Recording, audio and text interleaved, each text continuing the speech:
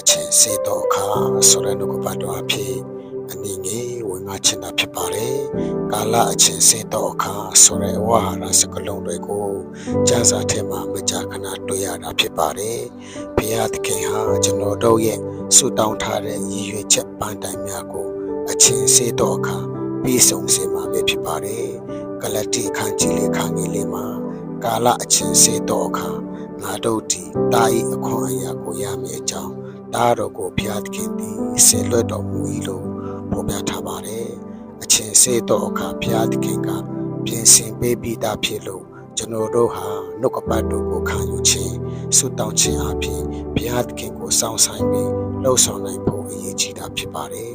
အဲဒါကြောင့်မိတ်ဆွေဘဝအတွက်ရည်ရွယ်ချက်ပန်းတိုင်ပြီးဆုံးဖို့အတွက်စန္ဒမစိုးပဲအချင်းစေတော့အခါ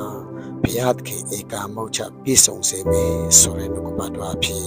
အနည်းငယ်ဝင်ငါချင်တာဖြစ်ပါတယ်။အရောက်တိုင်းပေါ်မှာဘုရားရှင်ကောင်းချီးပေးပါစေ။